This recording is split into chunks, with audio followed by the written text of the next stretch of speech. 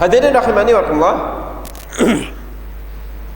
Ini ya, jadi ini kisahnya Nabi Adam akhirnya melanggar, betul melanggar larangan Allah.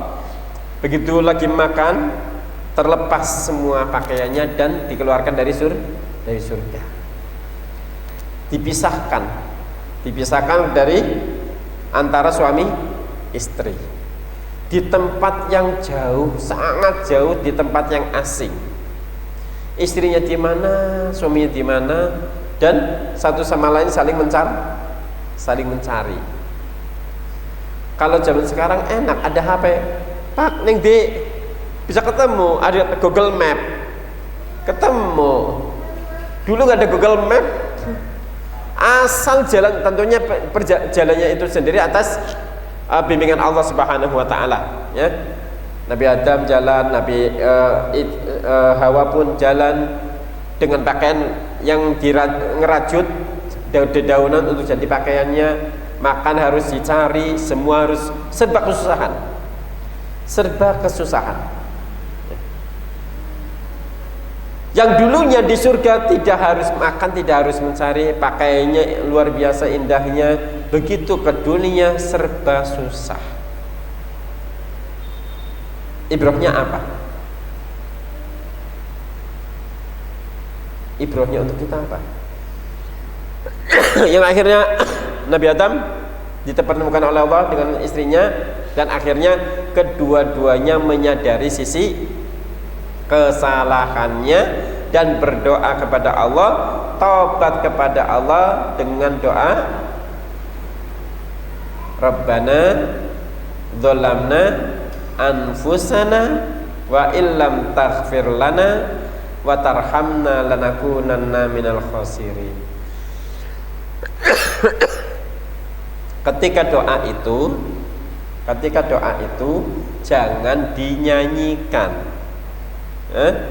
karena ada orang yang doa itu dengan nyanyi, itu bukan doa. Rabbana ya Rabbana dzalamna anfusana wa illam taghfir lana wa tarhamna lanakunanna minal khasirin. Itu nyanyi. Walaupun nangis itu nyanyi. Coba diartiin. Tapi dengan nada begitu. Ya wagu. Kalau enggak, jenengan minta ke bapak, minta uang kuliah. Bapak lan manene jaluk duit nggak bayar kuliah. Kalau nangis sekena malah disamplong saja. Kalau doa itu serius, Nabi Adam berdoa menyesali kesalahannya. Rabbana zalamna, ya Allah, sungguh kami telah mendolimi diri kami sendiri dengan dosa-dosa kami. Karena kenapa? Melanggar larangan Allah. Kalau begitu kalimat Rabbana zalamna, sadari sisi salahnya Pak, Bu. Dosanya apa? Fahami. Ya Allah, sungguh aku telah mendolimi diriku sendiri. Fahami kesalahannya di situ. Kemudian minta kepada Allah dengan sungguh-sungguh, wa illam taghfir lana, ya Allah, kalau engkau tidak mengampuni dosaku yang ini ya Allah, dan engkau tidak menyayangi aku ya Allah, sungguh aku termasuk orang-orang yang rugi. Gitu ya? Ada apa diampuni oleh Allah Subhanahu wa taala. Ibrahnya dampak dari kesalahan yang dilakukan, walaupun ini menjadi sudah sunatullah ya, karena sunatullahnya Adam itu bakal ada di dunia. Cuma pelajaran, kita ambil pelajaran saja. Ini boleh berandai enggak Pak? Andai walaupun salah ya. Andai Adam dan Hawa tidak melanggar larangan Allah, tentu manusia tidak ada yang mengalami kesusahan. Karena di surga, walaupun memang Allah sudah takdirkan manusia itu ada di dunia ini. Pelajarannya, dosa yang dilakukan oleh seseorang itu akan berdampak pada yang lainnya. Dosanya suami itu akan berdampak pada anaknya, istrinya, rezekinya, dan sebagainya. Dosanya istrinya akan berdampak pada suaminya, anaknya, rumah, dan sebagainya. Banyak. Dosa kita pun akan berdampak pada yang lainnya. Jadi kadang masalah itu datangnya bukan dari orang lain.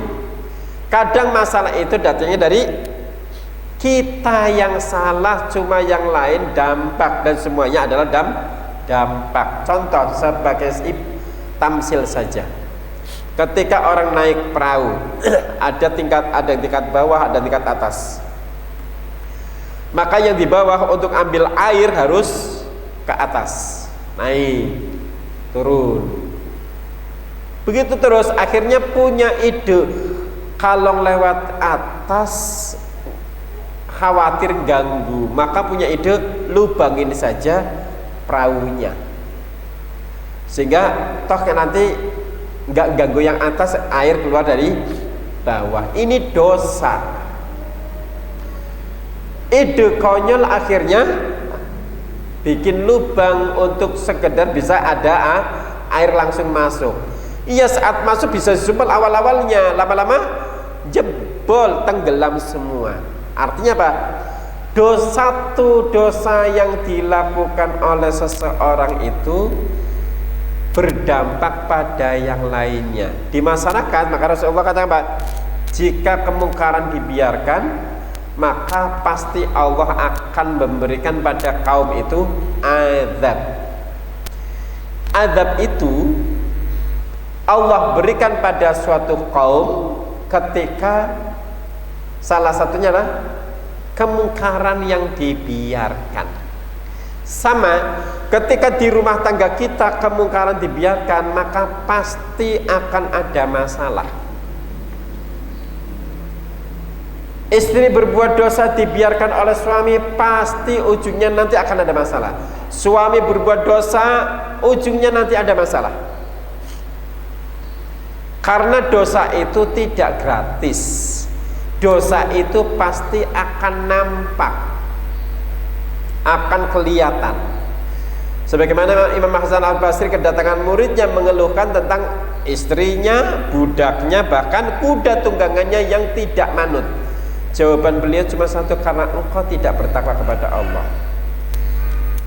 Yang disalahkan istrinya enggak, anaknya budaknya enggak. Jadi pembantunya tidak disalahkan, kuda tunggangannya tidak disalahkan, istrinya tidak disalahkan. Yang disalahkan karena engkau tidak bertakwa kepada Allah. Berarti apa? Karena ada dosa. Ya, muhasabah. Ya.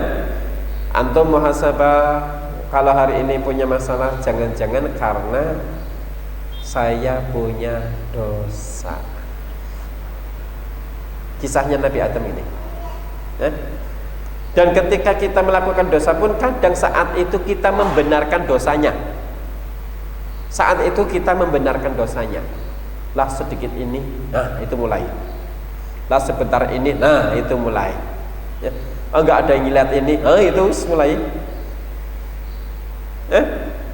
Kita sering membenarkan diri kita untuk melakukan kesalahan yang akhirnya dampak keburukannya itu bukan hanya pada kita, semuanya bisa kena. Dalam perusahaan pun bisa hancur karena adanya dosa. Ya.